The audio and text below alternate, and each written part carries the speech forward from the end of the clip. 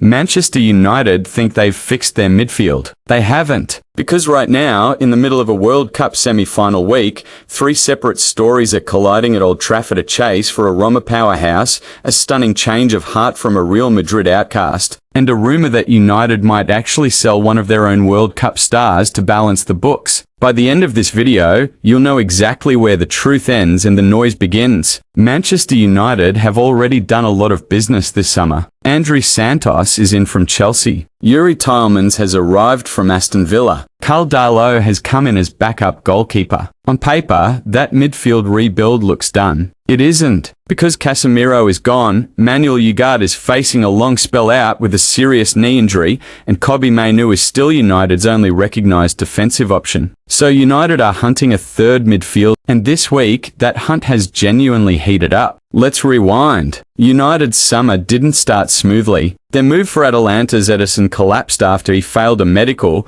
a blow that forced Jason Wilcox and the recruitment department back to the drawing board. Their long pursuit of West Ham's Matheus Fernandes has dragged on without resolution, with the Hammers holding firm around an £80 million valuation United aren't willing to match. Attempts to prize Aurelien Tchouameni away from Real Madrid also went cold once he agreed fresh terms at the Bernabeu. So United pivoted, and two names have now taken over the conversation: Roma's Manu Kone and Real Madrid's Eduardo Camavinga. Start with Kone. The 25-year-old Frenchman joined Roma from Borussia Mönchengladbach in 2024, and after a slow adjustment to Serie A, he's exploded under Gianpiero Gasperini. Multiple Italian outlets, including Corriere dello Sport and Gazzetta dello Sport, report that United have now made direct contact with his representatives. Roma's asking price has crept up as his stock has risen. Reports have moved from around £50 million to £55 million, with suggestions that anything under 60 could now be rejected outright. Arsenal and Liverpool are also credited with interest, and Aston Villa have reportedly joined the race too, needing midfield reinforcement after losing Tielemans and with Amadou Onana facing a spell out injured. Then there's Camavinga. This one is more delicate. United have discussed him internally as an option who fits the defensive midfield profile. They're after someone who can cover ground, win duels, and add physicality. But as things stand, Camavinga does not want to leave Real Madrid. He's publicly stated his intention to fight for his place under Jose Mourinho and be part of the club's next project, even after missing out on France's World Cup squad. Real Madrid have placed a valuation of around £52 million on him, a figure that has reportedly softened from earlier in the window, but his release clause remains an eye-watering, unusable £1 billion.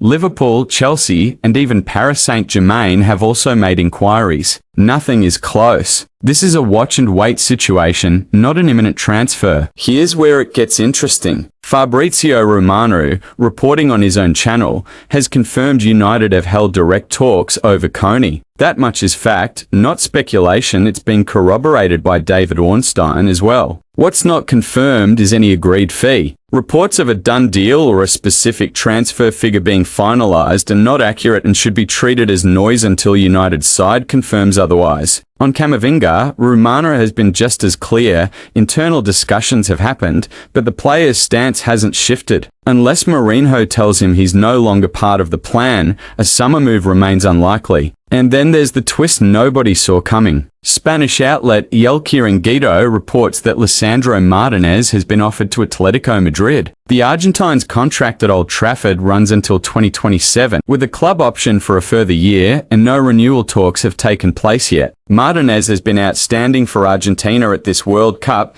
starting every game as they've reached the semi-finals, and it's exactly that kind of form that tends to generate transfer chatter whether or not United actually want to sell. Multiple outlets note it's unclear whether the offer originated from United themselves or from Martinez's camp looking to accelerate a new contract. Either way, no fee has been mentioned, and there's no indication United are actively trying to move him on. Treat this one as smoke, not fire for now. So why does United's midfield need another body at all? Under Michael Carrick, the plan is control patient build-up, players who can receive under pressure and dictate tempo, much like his own playing days alongside Paul Scholes. But the modern game has moved on from that era's cozy two-man midfields. Watching France get overrun by Spain's midfield trio this week was a reminder of exactly why playing two central midfielders against three in a big game is a tactical death sentence, regardless of the individual quality involved. That's the gap Kone and Camavinga would each fill differently. Kone offers elite ground coverage, strong ball carrying,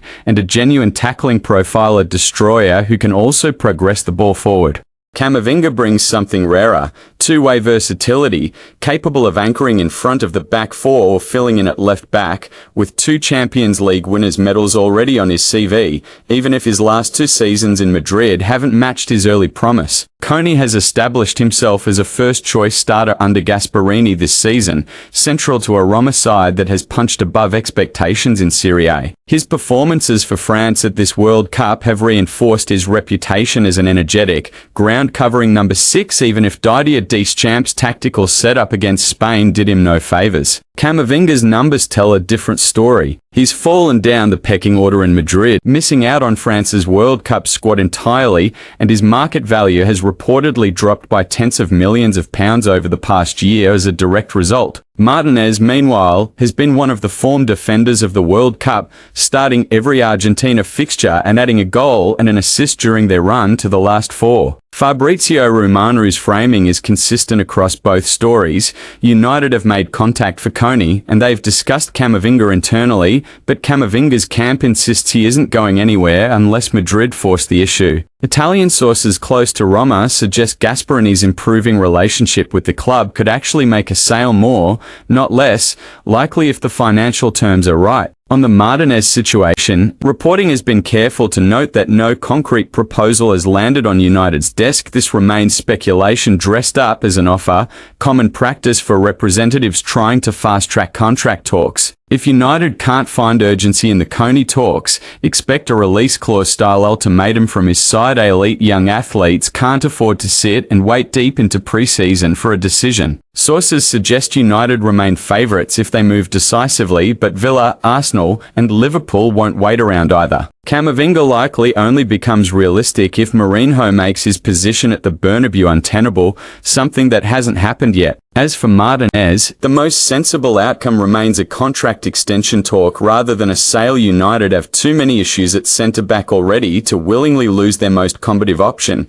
especially with Champions League football returning to Old Trafford next season. Right now, nothing is signed, nothing is close to being signed, and nobody should be treating any of these stories as done deals. What is real? United have opened direct talks for Manu Kone, and he remains the more likely of the 2 midfield targets to actually arrive this summer, given his willingness to move and a more manageable price. Camavinga stays a name to watch rather than a deal to expect. And Lisandro Martinez, despite the Atletico noise, looks far more likely to be handed a new contract than a transfer away from Manchester. That's everything confirmed, and everything still just rumour on United's midfield rebuild right now. Let me know in the comments, Kone or Camavinga, who would you rather see in red next season? Subscribe for every update on this story as it develops. Hit the bell so you don't miss the breaking news the moment it lands, and I'll see you in the next one.